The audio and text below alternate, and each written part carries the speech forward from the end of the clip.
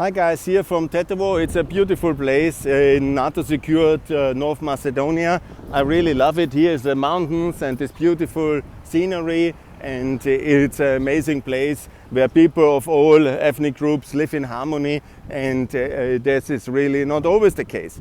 20 years ago this was a very big problem still in North Macedonia.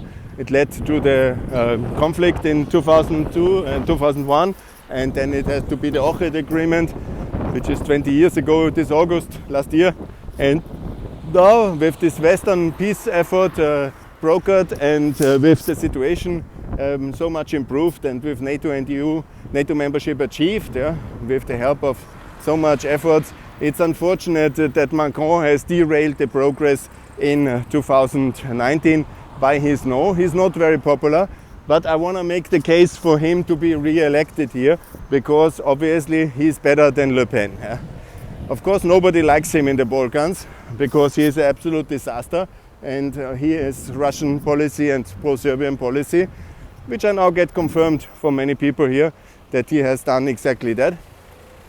He has been behind the blockage of visa liberalization, the blockage of Albanian and Macedonian EU start of negotiations. He has done all these terrible things and betrayed Ukraine. That's absolutely clear. But on the other hand, of course, the alternative is even worse in Paris. And he has won now the first round.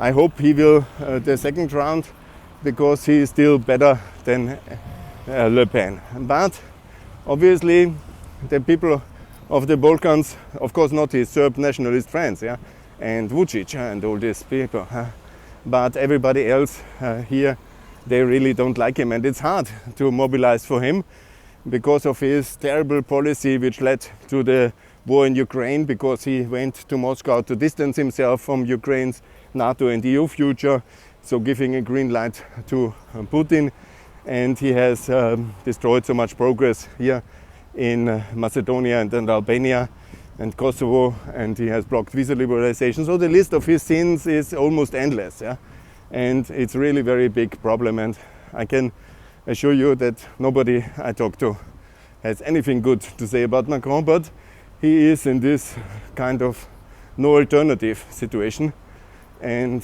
we of course don't want the other scenario to happen.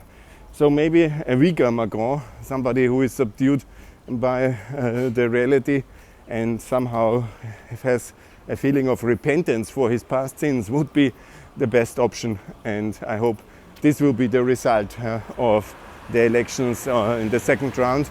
But you don't know obviously. Maybe he will come back vindicated and trying to block everything again and working with Putin against the Ukraine again. It's of course an option, and it would be terrible.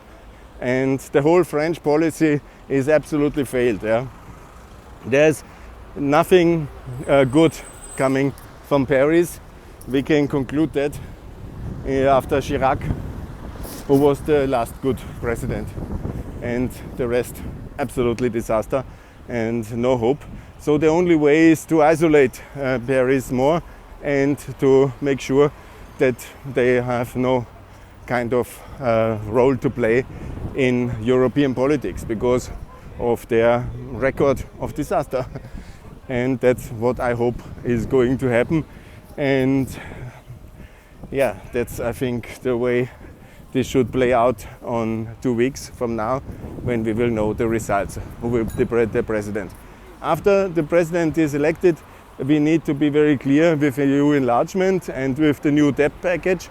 So in May is the time to prepare the new debt deal for June with the 1.5 trillion, and also the big enlargement summit with Ukraine in the European Union. And if the French don't agree, yes, I don't know how to handle that obviously as well, because then we probably have to have a France which is isolated, and we have to confront them. As I say, we can also do a France without a Europe without the France. It's absolutely possible for me. It would be much better, because we are not an extension of French policy.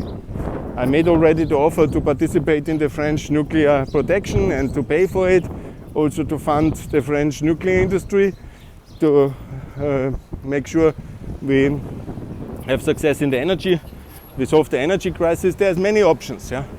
But what we see now, this kind of policy is absolutely disastrous, and it cannot continue. It must not continue. It is absolutely disaster, and I call for it to change, yeah. So I support Macron's re-election, but it must be a European France, and not a French Europe, which we built together with Ukraine, Macedonia, Albania, and everybody else. And I say this here for Macedonia, a victim of Macron, no? And he has shattered the dreams of so many people here, and it must have an end. And that's my hope. Here from Tetovo, I say thanks a lot. That's my commentary for the French elections, and I hope that he will win, but I hope that we will have a European France in the second term of Macron, and not this ultimate disaster of the last 5 years, which we have seen from France, and this sad reality of the last years. Good. I say thanks a lot. From Tetovo, European Tetovo, very nice place, by the way. I share some impressions. It's beautiful, it is well organized, it's an amazing city. It's of course with many challenges, but they will be overcome. Here the progress is very good, and NATO-backed security, the packed dinner to the euro, and the firm future in the European Union would be all perfect if not Macron would stop it. And I hope he will change, and he will, under the hammer blows of the Russian aggression, also learn that he is absolutely wrong in everything he did up to now to the Balkans and to Eastern Europe, and it won't stand. So thanks, stand with Ukraine, more to come. Macedonia stands with Ukraine, be sure about it, and thanks a lot for listening from Pax Europiana. All the best here from Tetovo in North Macedonia. Bye!